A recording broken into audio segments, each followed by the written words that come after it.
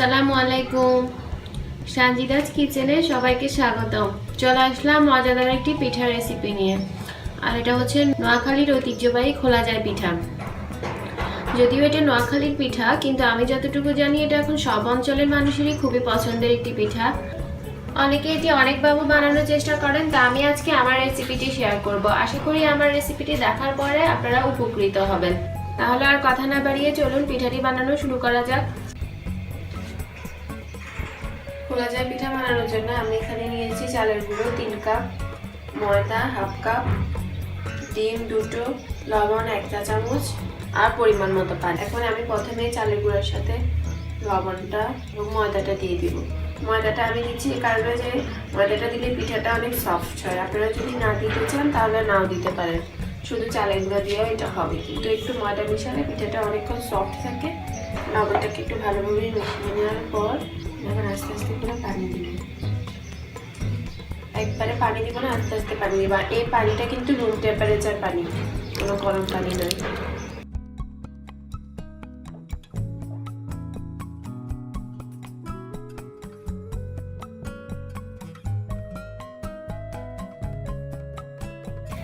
এটাকে আমি অল্প অল্প করে পানি মিশাতে মিশাতে একটা রুটির আটার মতো করবো। প্রথমে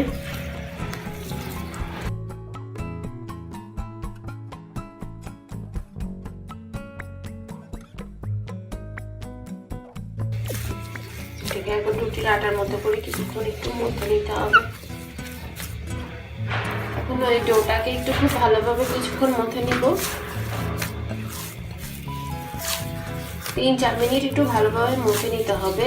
এই মথাটার উপরে নির্ভর করবে আপনার পিঠাটা কতটা জালি উঠবে। এই পিঠাটা বানানো আসলে কতটা সহজ, বানানোর পর বুঝতে পারবেন, একদমই কঠিন কিছু না। এখন আবার আস্তে আস্তে করে পানি মিশাতে মিশাতে একটা পাতলা ডো বানাতে হবে।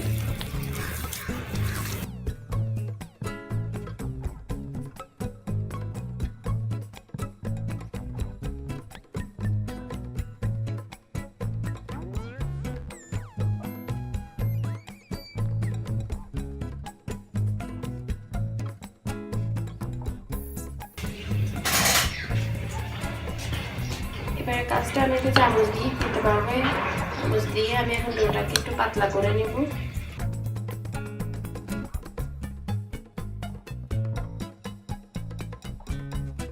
এই পানির আন্দাজটা আসলে বলে বোঝানো যাবে না, আপনাদেরকে দিতে দিতে আন্দাজটা বুঝে নিতে হবে।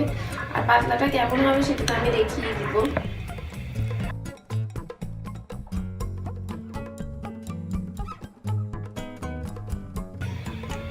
এখন আমি যে 2টো ডিম নিয়েছিলাম, আমি ডিমটাকে আলাদা একটি বাটিতে একটু ফেটে নিয়ে তারপরে ডোটার মধ্যে দিয়ে দিব।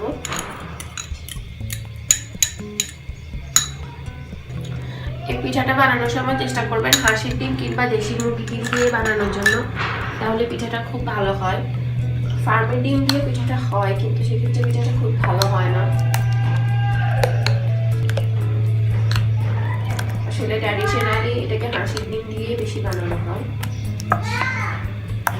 এখন এটাকে আমি ঢেকে রেখে দিব 10 মিনিটের জন্য। 10 মিনিট পর এটা আরো অনেকটা ঘন হয়ে যাবে, কারণ সুতো চালের গুঁড়োটা অনেকটা পানি টেনে নেয়। 10 মিনিট পরে যদি আমার মনে হয় একটু পানি লাগবে তখন আমি অ্যাড করি। 10 মিনিট রাখার পর ডোটা অনেকটা ঘন হয়ে গেছে। এখন আমি এটাতে আরো একটু করে পানি দিয়ে দেব।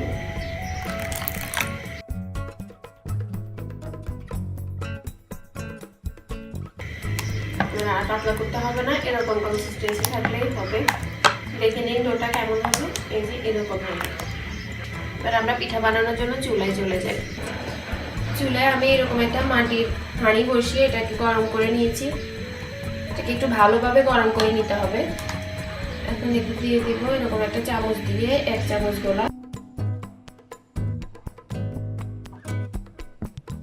এটাকে এভাবে হাত দিয়ে ধরে, এই মাটির হাঁড়িটা খুব গরম থাকবে, এটাকে খুব সাবধানে ধরতে হবে।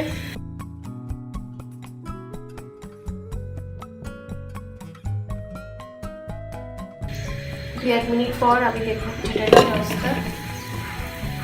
দেখুন পিঠাটা জালিটা একবার।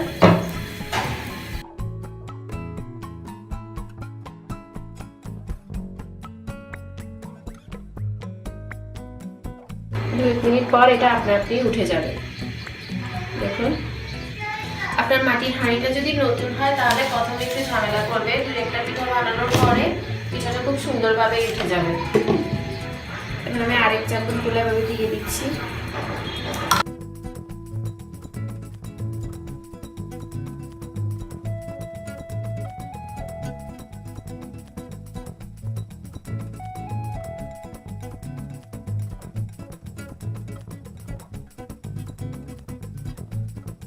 পারফেক্ট একটা পিঠা খেতে চান তাহলে কিন্তু আপনাকে মাটির হাঁড়িটা ইউজ করতে হবে। আপনি এটা যদি ফ্রাই প্যান কিংবা অন্য কিছুতে করতে চান হয়তো হবে, কিন্তু মাটির হাঁড়িতে করলে যতটা পারফেক্ট হয় ওরকম হবে না।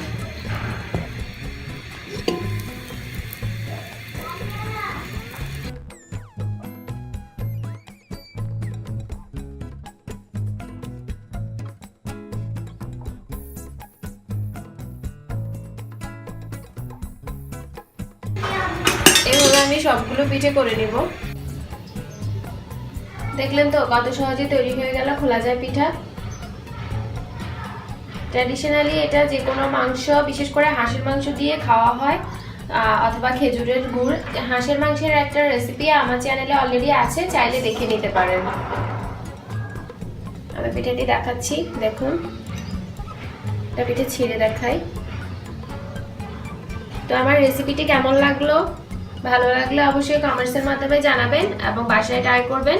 আর আমার রেসিপিগুলো যদি ভালো লেগে থাকে তাহলে আমার চ্যানেলটি সাবস্ক্রাইব করবেন এবং পাশে থাকা বেল বাটনটি বাজিয়ে। আল্লাহ হাফেজ।